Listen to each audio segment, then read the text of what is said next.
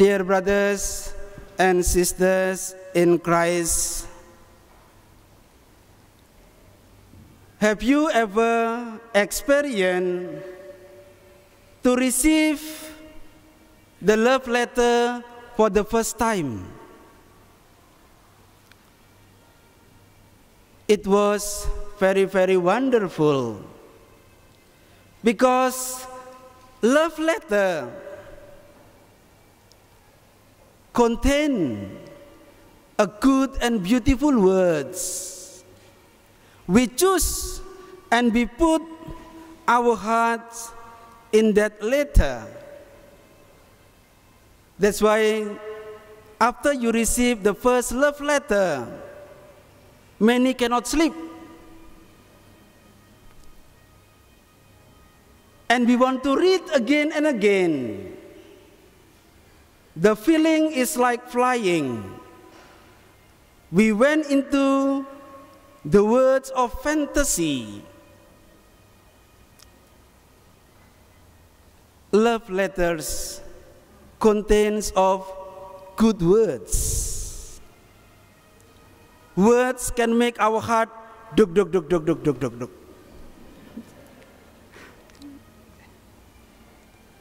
Compare when you receive anonymous letter. Anonymous letter can be a cruel. Anonymous letter can kill the good name of others.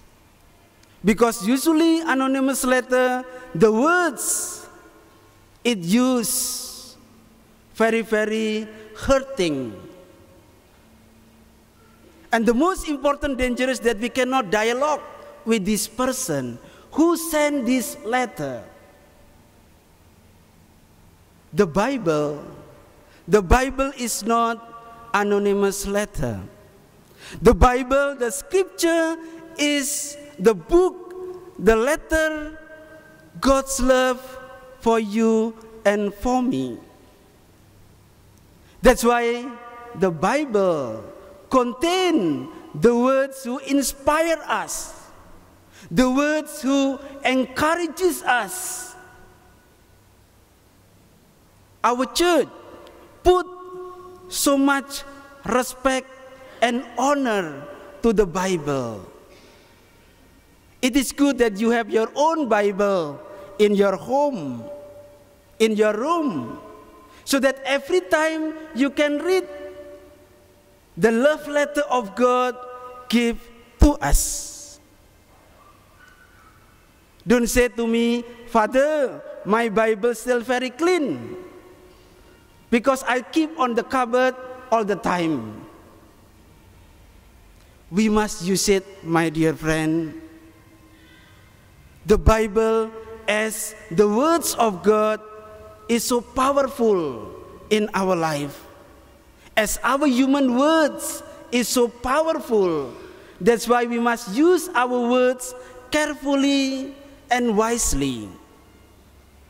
Words can make the person alive, but words also can make a person lost their life. That's why we must be careful with our tongue. Because when we say words, hurting words, so difficult to take back, we must think carefully. We must put in the nice and proper words. Do you know, our tongue is boneless. That's why it's difficult to control.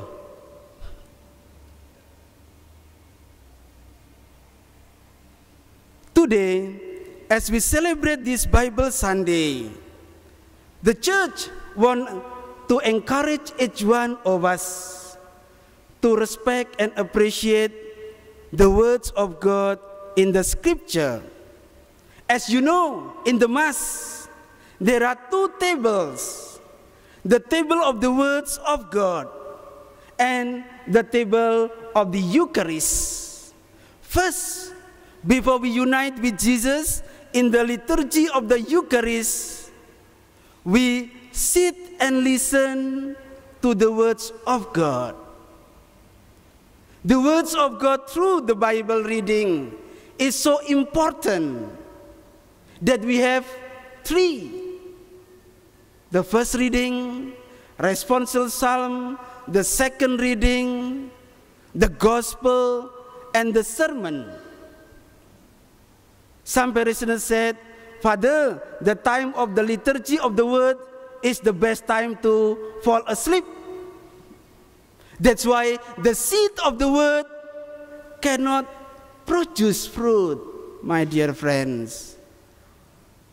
In the gospel of today, very clear, if the seed, the word of God can produce fruit, we must provide with the rich soil, with the openness, that the words of God nourish our soul, nourish our heart, so that in our turn, the way we speak, the way we behave, influenced by the words of God. The words of God is not to be memorized, my dear friend. The words of God to be implemented in our day-to-day life as an inspiration. That's why many people, when they fell in love, they are more creative. And the words of God, the purpose is to make our life more creative. I still remember when I was small, I asked my father, "Why did you all become Catholic?" And then my father explained, "Because your elder sister went to the Catholic school. And in the Catholic school, the nun taught her about Jesus, about the Bible story, about the discipline, about the integrity and honesty." And my sister was touched by the love of the nun. And then my sister shared with my father, my mother, and the rest of my sisters.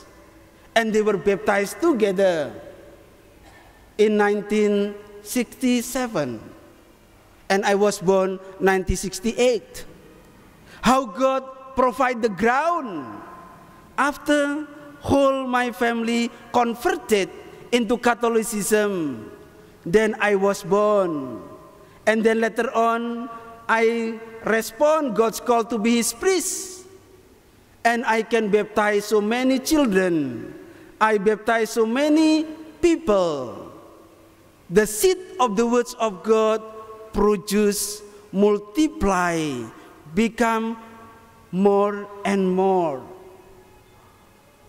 My dear friend, it is up to you and up to me to provide. Do our heart, do our soul is a rich soil, or we are like rocky soil, or another type of soil full of thorns. You could see, my dear friend, that all the seed planted, shown by Jesus, they are growing. But some only for temporary, some is lasting. Are we having a rich soil in our life to produce? Let the words of God produce more and abundantly in our life. Listen, anyone who has ears. Words can and do transform us.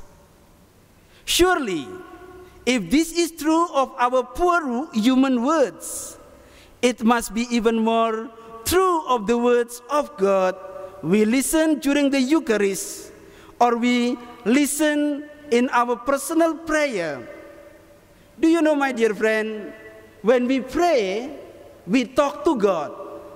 But when we are reading the Bible, God is speaking to us. Let God challenge our life so that our life will be in the right direction.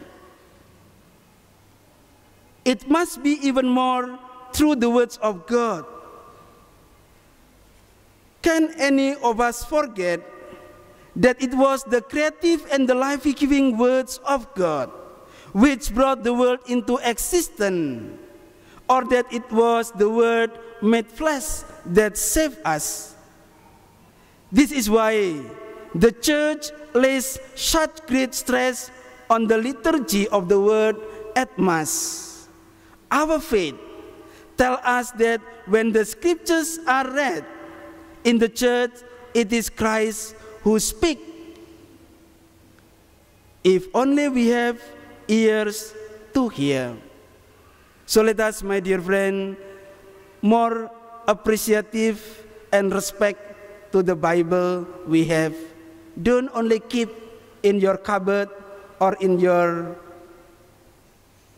place. Nowadays in Singapore we can see that almost many Catholics' home, they have Bible enthroned on the altar.